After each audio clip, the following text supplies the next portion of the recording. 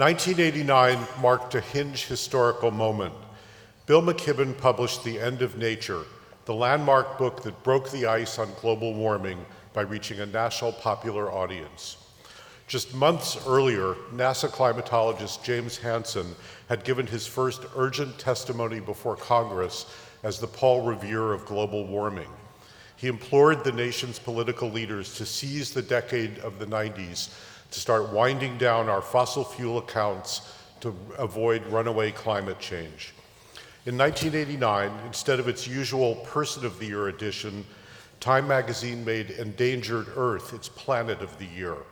There was a national awakening to the escalating hot list of global environmental crises: freshwater scarcity, toxics, biodiversity crash, public health threats, archaic infrastructures, environmental justice, wealth extremes, and on and on. A focus on solutions began to arise from every corner of the country.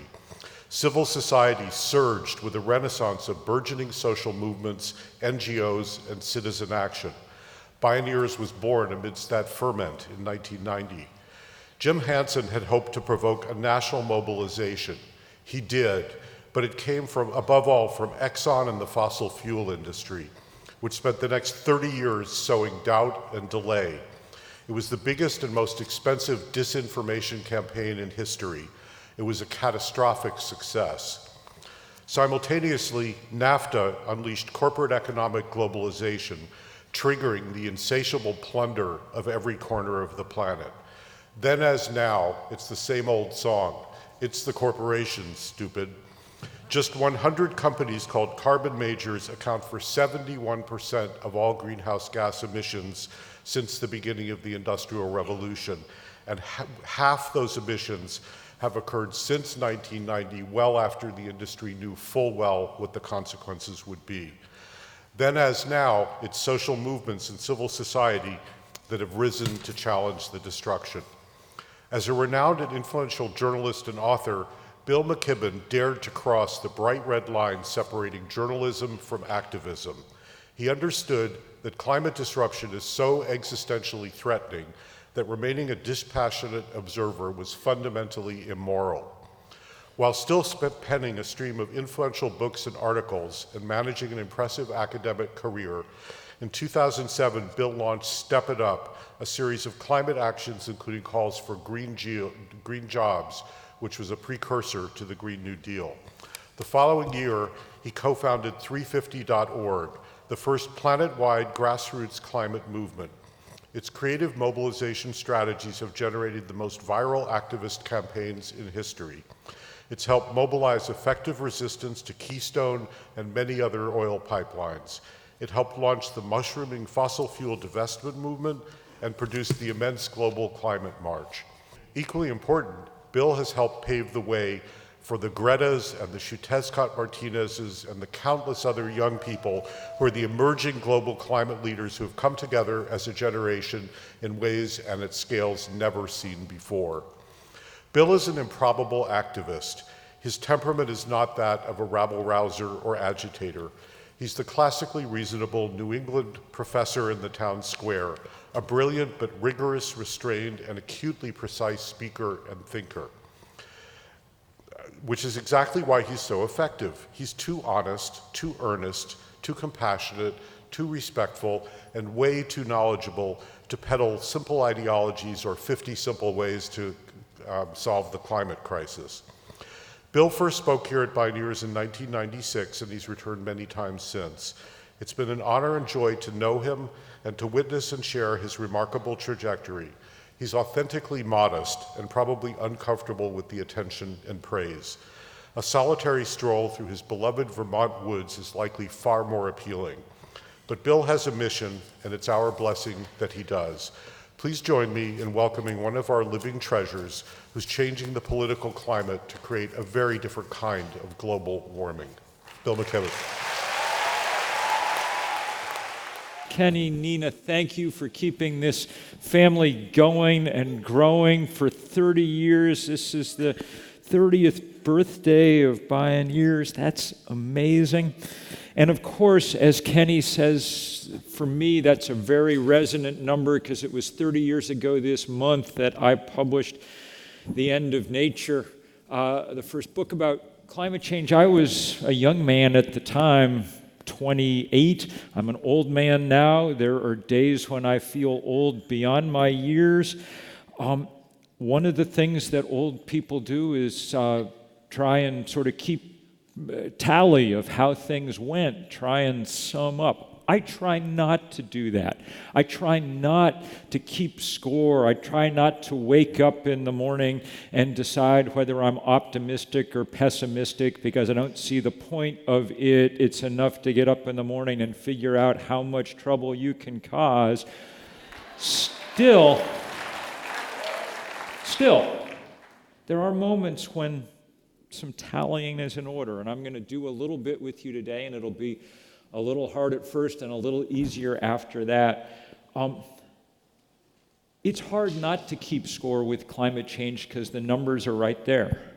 We have a day-by-day account of how much carbon dioxide there is in the atmosphere from the monitors on the side of Mauna Loa. And we have a month-by-month account of how much the temperature is going up. The CO2 levels in the atmosphere are now higher than they've been for tens of millions of years. The temperature is higher than it's ever been in human history. July was the hottest month ever recorded on planet Earth. Okay? And the speed with which this has happened is remarkable. 30 years ago, we were still issuing warnings about what was going to happen if we didn't take action. Since we didn't take action, we're now issuing bulletins from the front line every day.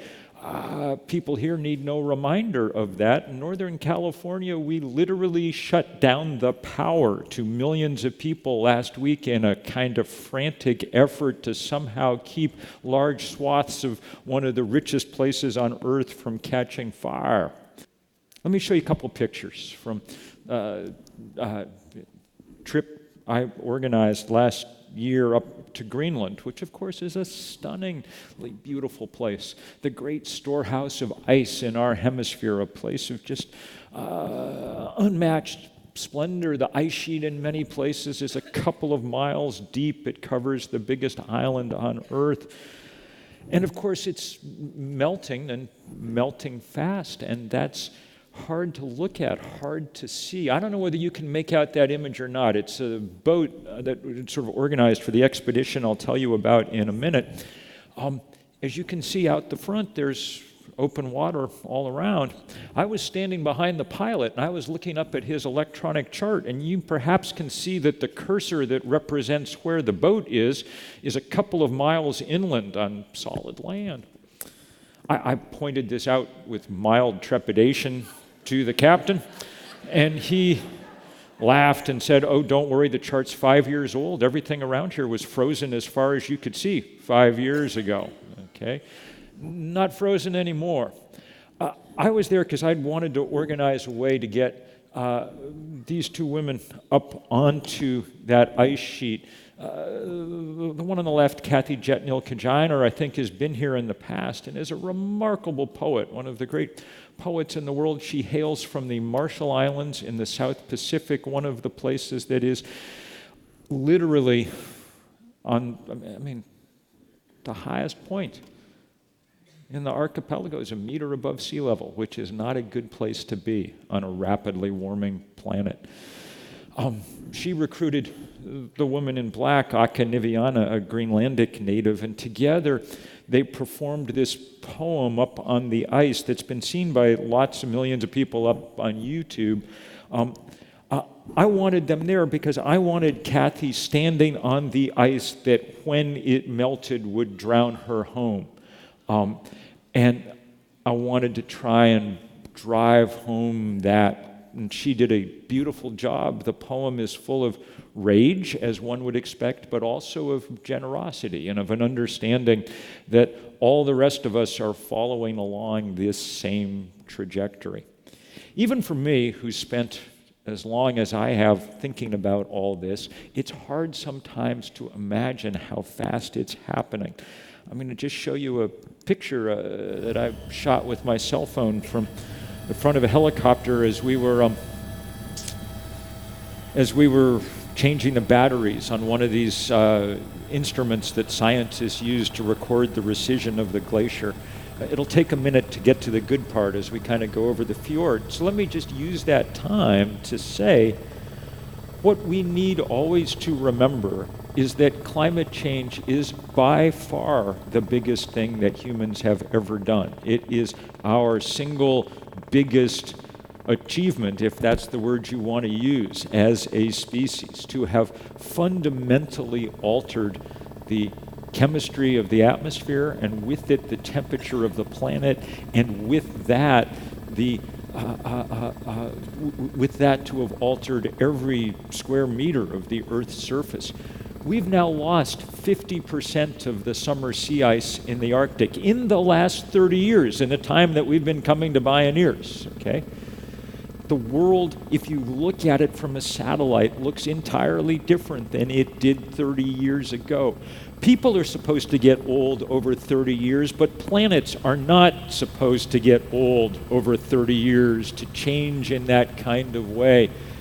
That sheet of ice at the snout of this glacier is 120 feet high, so a 12-story building. And just keep an eye, just as we happen to be going over, this 12-story building just started letting loose. And those waves are 50, 60, 70 feet high.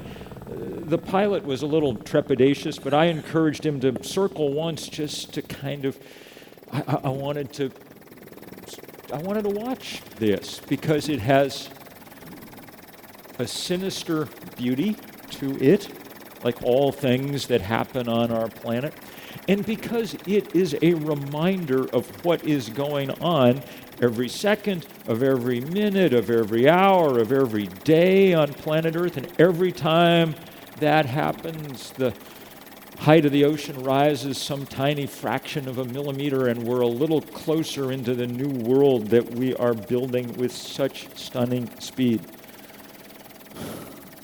The Earth's temperature has gone up about 1 degree Celsius.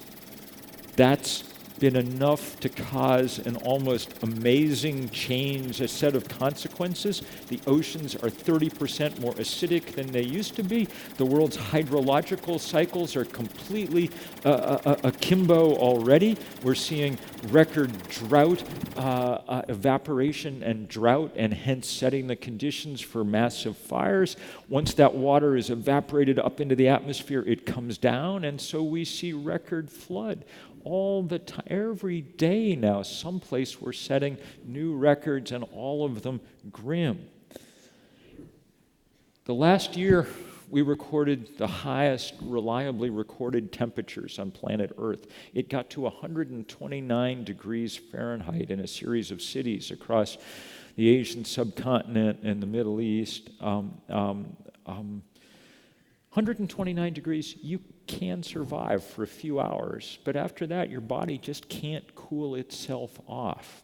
We've raised the temperature 1 degree so far. We're on a trajectory at the moment to raise the temperature 3 degrees Celsius, 5, 6 degrees Fahrenheit.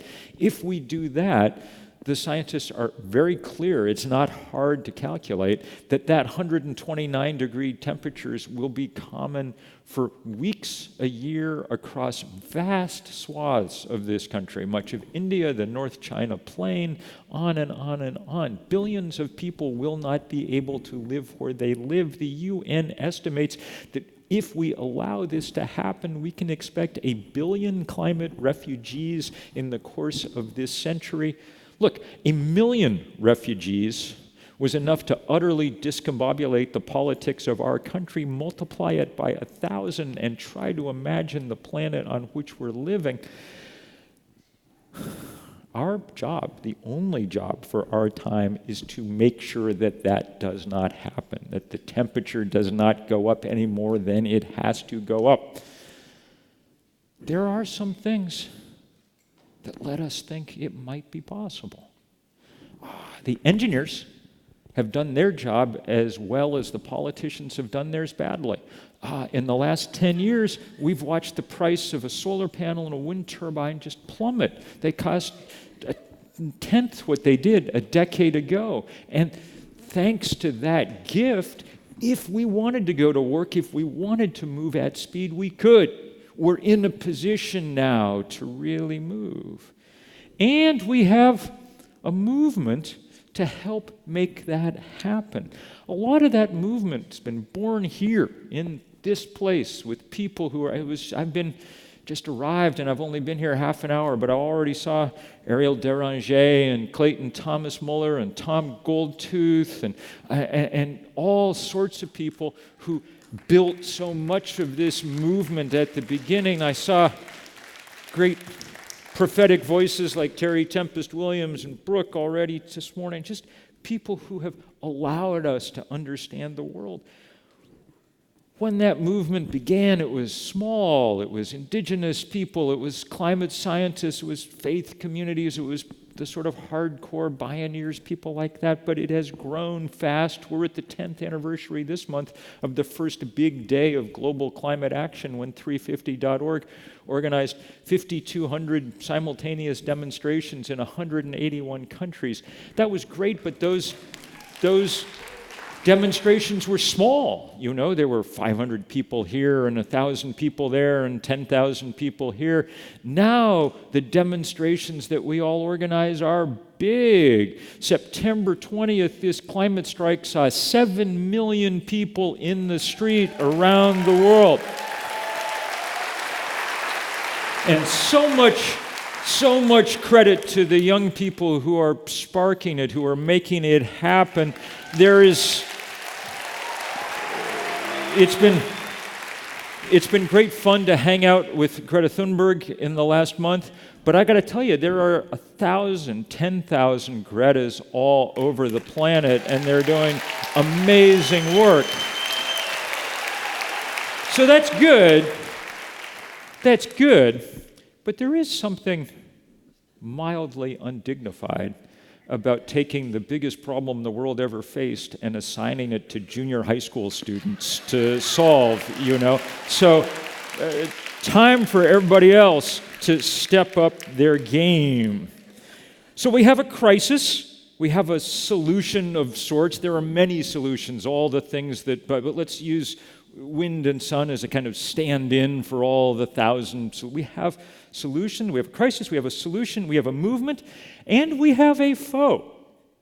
And let's be very clear about that. We've learned a lot over the last 30 years about what happens in this world when money and greed keep us from moving as we need to move. As Kenny said, we've learned from great investigative reporting that the big fossil fuel companies knew everything that there was to know about climate change in the 1980s, before I did. You know, they knew everything. Exxon was the biggest company on earth.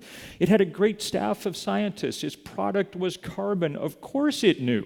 We found now the documents in archives that demonstrate with uncanny accuracy that its scientists were predicting exactly what the temperature would be in 2019 and what the atmospheric concentration of CO2 would be, and they were spot on. Not only that, they were believed by the executives at Exxon. Every drilling rig that the company built, they built higher to compensate for the rise in sea level they knew was coming. What they did not do was tell the rest of us. Instead, they invested billions of dollars in building this architecture of deceit and denial and disinformation. So that's why it's good that so many people have stood up, that so many people have gotten in the way of pipelines and frack wells and coal mines. We don't win all those battles, but we win a lot of them. And even when we lose them, we slow down this onslaught. And every month that we slow it down is a month that the engineers drop the price of a solar panel another % or two.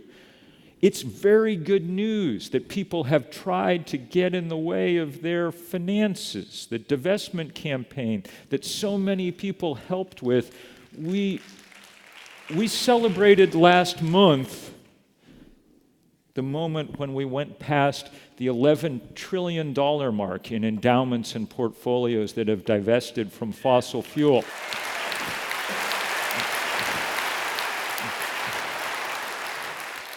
That was a good moment, but the really good moment was reading Shell's annual report this year where they said that divestment had become a material risk to their business, okay? So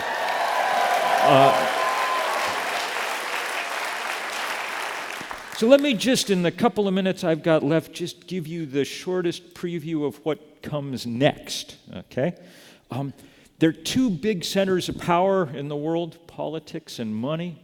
People are doing a great job of trying to take on Washington. The young people at the Sunrise Movement, many of them veterans of that divestment campaign who have formed the Green New Deal platform and are pushing hard for it, are doing enormous good work. We got to do what we got to do in the next year, and there is no question about it, so we will do what we can. The other center of power in this world is the financial world. We started down that path with divestment, but we are broadening that path. There are people like Ariel and Clay and others who've been working on the big banks for decades, okay? But we're all going to start working on them, I hope, now. I had a piece in the New Yorker 6 weeks ago about the way that the money they provide is the oxygen on which the fires of global warming burn, okay? Chase Bank, the biggest of them all, has lent $196 billion to the fossil fuel industry, these good numbers from Rainforest Action Network, over the last 3 years. Their lending went up after the Paris Climate Accords. Every bad project you've ever heard of, they and Citibank and Bank of America and Wells Fargo, all deep involved in. So that's bad. What's good is we can fight them. Not everybody's got a pipeline or a coal mine in their backyard to go fight, but you know what? Chase has conveniently located 5,000 branches across America in the highest traffic locations imaginable. Keep your eyes open for the signal about the day that we need you to be there.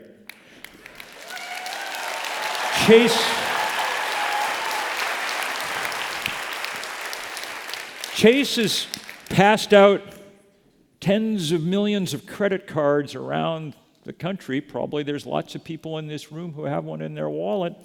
Everybody who has a Chase card also somewhere in their home has a pair of scissors, and we're going to ask you to use them. We're going to go figure out the ways to go at the absolute heart of global capital.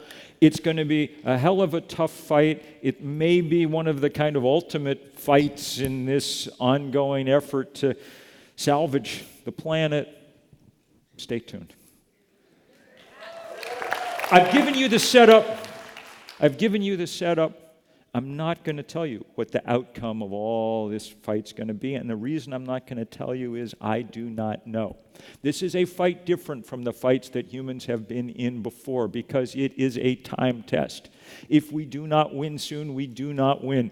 Dr. King used to close speeches by saying, the arc of the moral universe is long, but it bends toward justice. The arc of the moral universe is long, but it bends toward justice. This may take a while, but we're going to win. The arc of the physical universe is short and it bends toward heat. And if we do not win soon, then we do not win. And by soon, I mean soon. It's not going to be another 30 years before we know whether we did what we needed to do or not. In a much shorter time than that, in a time when everybody in this room was, with any luck, will still be alive, we're going to know whether or not we did what we needed to do when faced with the greatest challenge that human beings have ever been faced with. I'm not going to tell you how it comes out because I don't know. I am going to tell you because I've seen it for 30 years now in every corner of the planet and no place more than this corner. I am going to tell you there is going to be a fight.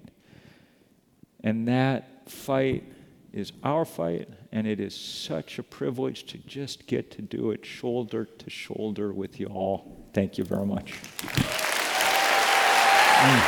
Thank you.